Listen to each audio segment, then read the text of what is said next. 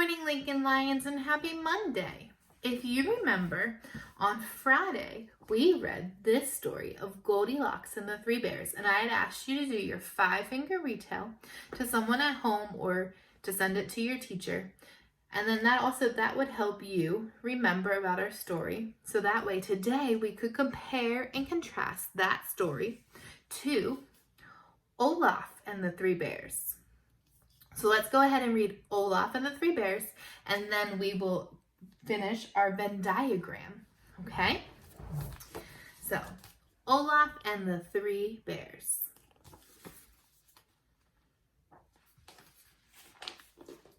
Hello, it's Olaf, your favorite snowman. You're just in time to hear about that day I made some new friends who may have just been a dream.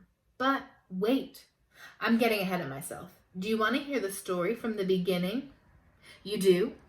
Well, once upon a time, I was walking in the woods with my two friends, Anna and Elsa, doing what I love the most, smelling flowers.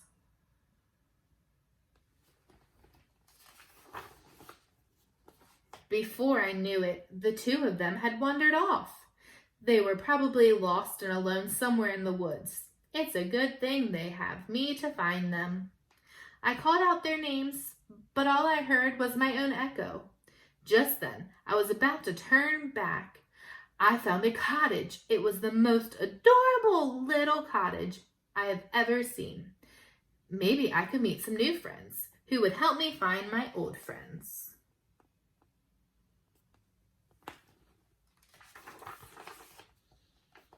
I knocked on the front door, and it swung open. "Hello," I called. "Is anybody home?" But nobody answered. "I guess maybe whoever lives here went out for a walk too," I said. I bet they even met up with Anna and Elsa. This is pretty perfect. I'll just make myself comfortable and wait for them to come home.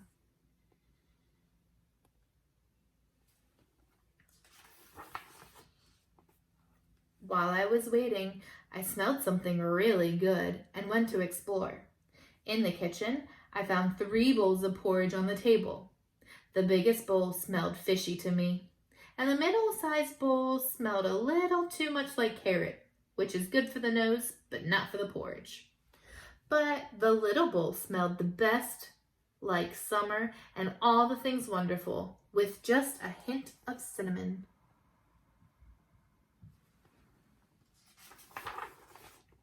Smelling is one of my favorite things to do. Did you know that? Flowers, berries, even porridge, and that little bowl smelled amazing. But when I picked it up, chew! I sneezed the bowl right out of my hands and shattered on the floor. I'll have to ask my new friends to make this for me again. Wait, speaking of friends, what was taking mine so long?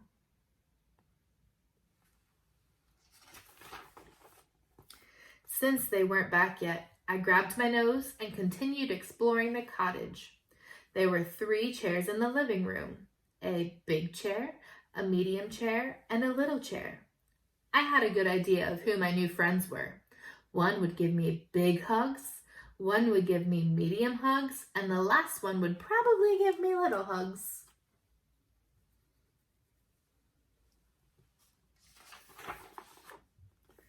I tried to get in the big chair, but it was a little too tall for me. I managed to get on the medium chair, but it had too many cushions.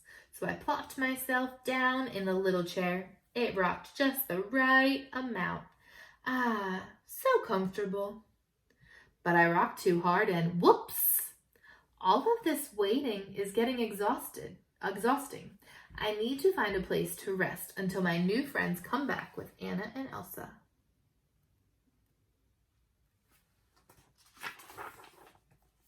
I kept walking around the little cottage, and soon I found the bedroom. There were even 3 beds to choose from. I tried each one, of course. The big bed smelled like fish, just like the big bowl of porridge. The medium bed was covered in fur. It felt like cuddling up with 7, which is nice for a snuggle, but not a nap. I got under the blanket in the littlest bed, and it was so cozy. It felt like a big hug from my friends. I thought about how nice it would be to find them again and maybe go for a nice walk in the woods.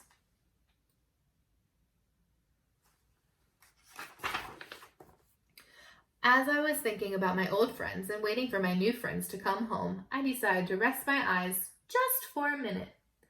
But while I was resting my eyes, my new friends came back.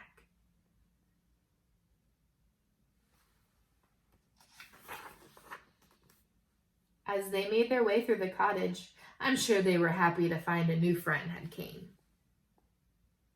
Do you think they were happy a new friend came? It doesn't look like it.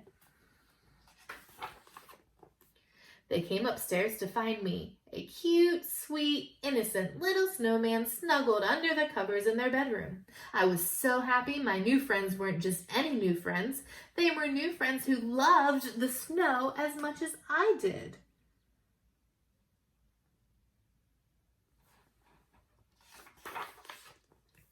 Because they were polar bears, I jumped out of bed and ran so fast my legs could barely keep up.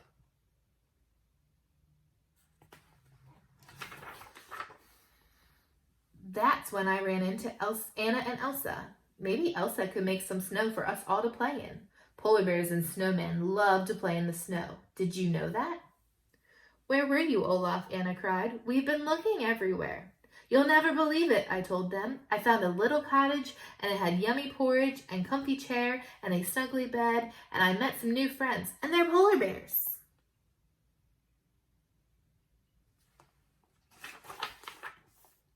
Anna laughed.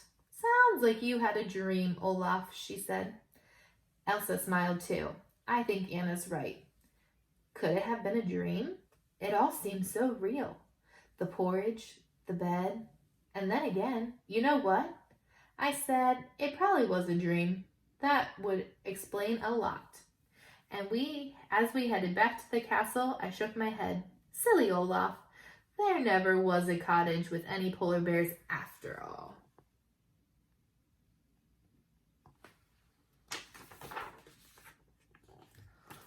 Or was there? Okay, let's get started on our Venn diagram. Okay, boys and girls, I moved just like the other days just so you could see the board a little better. On this side, we have Goldilocks and the Three Bears. Here we're going to put what was the same about both the stories. And over here is going to be Olaf and the Three Bears. So just like the other days, let's start with how the stories were the same. Well, I'll give you a hint. Where was the setting in both of these stories? Can you say it out loud now? They both took place in a cottage or a house in the woods. So I'm going to put cottage here. Let's think about what happened in the story. What happened in the story that was the same in both the stories? Well, I think this one thing that was the same in both the stories is it had the porridge, chairs, and the bed for each of the bears. So I'm just going to write porridge, chairs, and bed for each bear. And there's one other thing that I can think of that was the same in both the stories. I think that the little bear's things were just right for both of our characters. Now, our characters in the story were a little different, but both of them liked little bear's things the most. Liked little bear things the most. Now, let's think about what was different. Let's take a look at our book. What kind of bears were in this story? What kind of bears are they? Right, they're just brown bears. So in this story, we have brown bear, brown bears. And who is our other character in this story? Goldilocks. So I'm going to put Goldilocks. So our characters in this story were different. In our other stories, they were closer. They were similar. Now, what happened when Goldilocks woke up?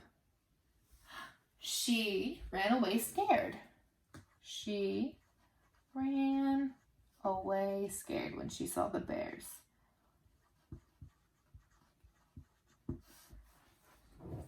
Now, let's come over to this story. Olaf and the Three Bears. Now, if in Goldilocks and our Three Bears, there were brown bears, what kind of bears were in this story? And while we're looking at the cover, who was the other character in this story? Can you tell me both of them now? Well, in this story, there's polar bears. And in this story, it wasn't Goldilocks, it was Olaf. Now, let's think about when Olaf saw the bears. What did he think? Well, he woke up and thought he made new friends.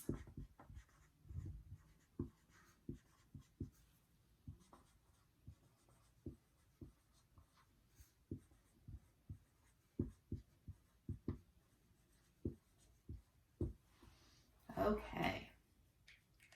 So, let's just review. So in both stories, how they were the same, they both had cottages, they both had porridge, chairs, and a bed for each bear.